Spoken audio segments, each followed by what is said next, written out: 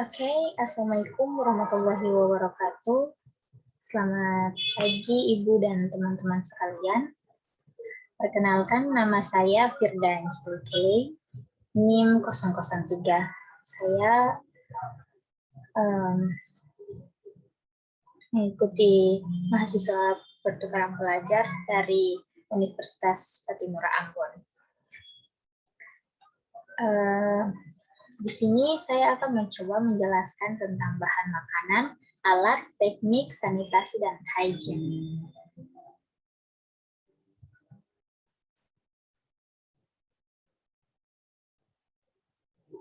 Oke, yang pertama pengertian hygiene. Hygiene adalah segala bentuk usaha yang dilakukan baik secara individu maupun berkelompok untuk menjaga dan memelihara kesehatan sehingga mampu melakukan aktivitas dengan baik untuk kelangsungan hidup. Kemudian pengertian sanitasi.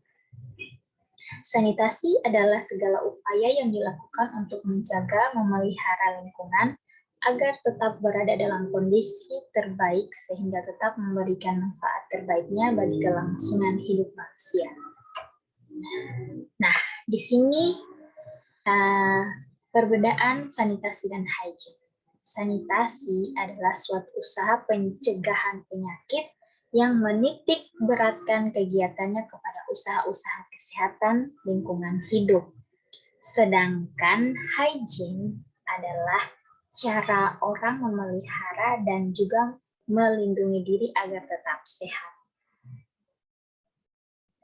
Jadi menurut saya sanitasi lebih ke kebersihan dan tindak terhadap kotoran, sedangkan hygiene lebih ke kesehatan dan bebas dari kuman dan penyakit. Jadi bisa dibilang sanitasi itu lebih ke protein atau kandungan-kandungan yang ada dalam makanan, dan hygiene itu lebih ke bersih atau kotornya suatu makanan. Kemudian alat, teknik, dan bahan makanan. Di sini sanitasi makanan.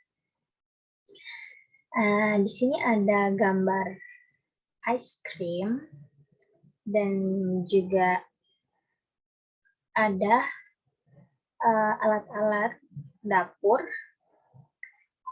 Jadi di sini sanitasi makanan yaitu melindungi makanan dan tepatnya itu menjaga protein atau kandungan-kandungan agar kesehatan makanan yang kita konsumsi dapat meningkatkan kesehatan tubuh kita. Kemudian hygiene peralatan. Jadi peralatan-peralatan di situ harus dibersihkan terlebih dahulu sebelum dikonsumsi. Sama halnya dengan makanan, sanitasi makanan. Kita harus melihat dulu kesehatan dalam makanan yang akan kita makan tersebut agar kesehatan kita tetap terjaga, dan juga peralatan dapur tentunya sudah pasti harus hygiene karena sebelum digunakan, contohnya seperti pisau setelah memotong sayuran ataupun buah-buahan, setelah itu sebelum itu dicek terlebih dahulu apakah pisau tersebut karat atau kotor.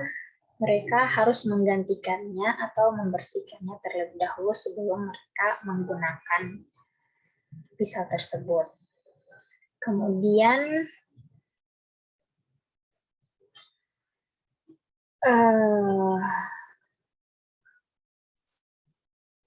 alat dan teknik sanitasi dan hygiene. Penerapan sanitasi, hygiene dalam keselamatan kerja di dapur. Dengan menerapkan hygiene, seorang dapat hidup lebih sehat dan percaya diri karena banyak hal positif yang akan diperolehnya. Contohnya, penyediaan air bersih atau air minum atau water supply.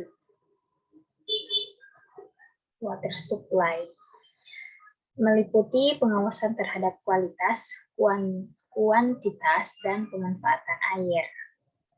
Pengolahan sampah atau refuse disposal meliputi cara pembuangan sampah, peralatan pembuangan sampah, dan cara penggunaannya. Kemudian pengolahan makanan dan minuman, food sanitation, meliputi pengadaan, penyimpanan, pengolahan, dan penyajian makanan. Kemudian pengawasan, pengendalian serangga dan binatang penggerak atau insect and rodent control, meliputi cara pengendalian serangan dan binatang pengerat. Jadi hygiene di sini mungkin saya sedikit memberikan salah satu contoh dalam sanitasi serta hygiene, kemudian cara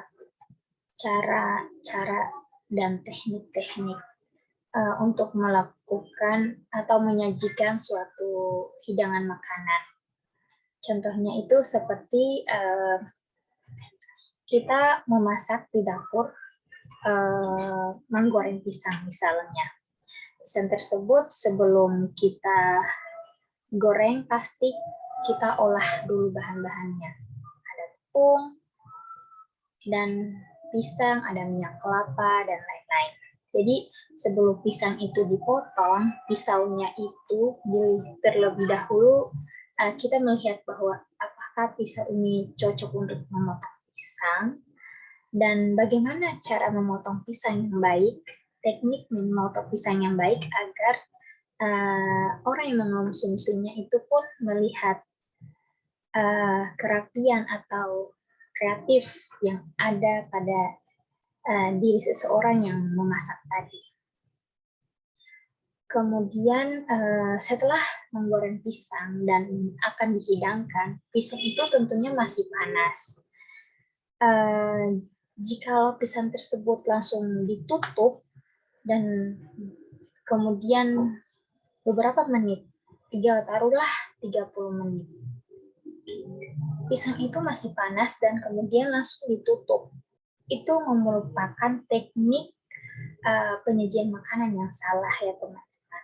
Jadi kita harus, karena kalau pisang itu ditutup 30 menit, kemudian akan disajikan, maka orang yang akan mencicipi atau menikmati makanan tersebut sudah melihatnya saja sudah tidak ada selera ya, karena pertama pisangnya itu sudah pasti tidak akan renyah lagi dan tidak akan enak jika dinikmati.